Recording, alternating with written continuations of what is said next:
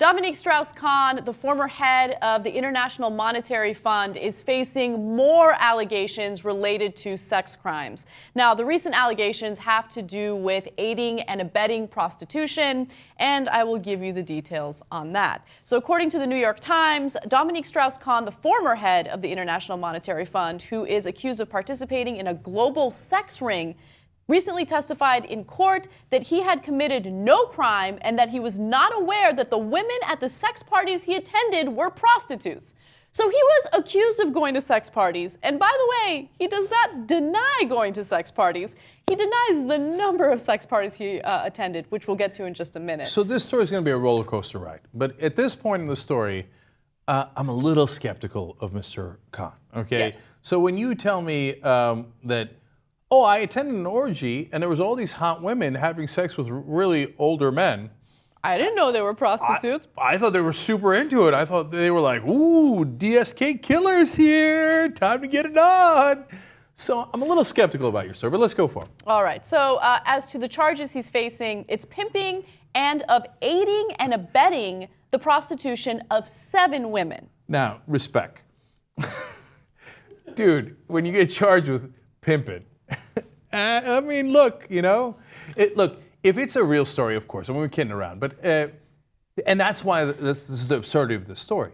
There are real pimps in the world, right? And then it's not a joke. They, you know, you abuse women, you force them into things. Exploit them. Yeah, this guy showed up at a fucking orgy, right? Mm-hmm. He's not an actual pimp, okay? He didn't show up in a fedora.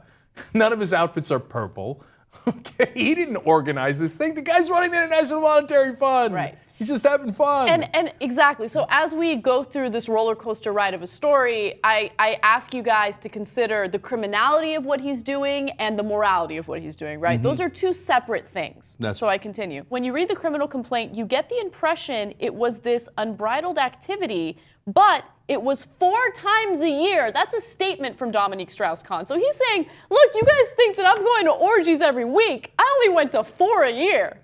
4 a year? Give me a pass. Well, now you know he's pimping. He must be guilty. Dude, who thinks it's no big deal? I only went to 4 orgies this year. Dominique Strauss-Kahn. The DSK killer, man. The pimp with a limp. Oh my God. You'd be limping after 4 orgies. Right. Now keep in mind that years ago, he was expected to make a successful run for president of France. That's right. But then these sex scandals came out and it destroyed any chances that he had.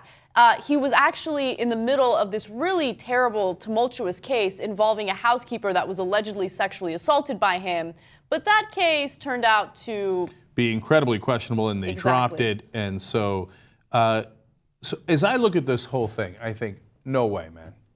Not guilty. Let him go in 800 different ways. Mm-hmm. Not just the criminality, Anna, but on the morality. I believe prostitution should be legal. What he does is his own personal life. Now, if you were to ask me about his policies at the International Monetary Fund, that's a different question. If you ask me whether people should vote for him in elections in France, different question. But none of those questions are related to the question of him going to orgies, with prostitutes or otherwise. Yeah. I don't care. That doesn't affect things at all, in my opinion. So I don't care about the prostitute element of this at all. I think prostitution should be legal as well. Here's where you get into murky waters, if you ask me, okay? New York Times continues, the case has titillated France, exposing an international circuit of exclusive orgies whose attendees included judges, lawyers, journalists, and police officials. And I think that's where the problem starts to really come up, right? It's not the fact that they attended orgies, it's the fact that if you are someone who's this big leader, the head of the International Monetary Fund, and you're literally in bed with people that you're supposed to be keeping an eye on, I mean, how effective are you as a leader of such an organization?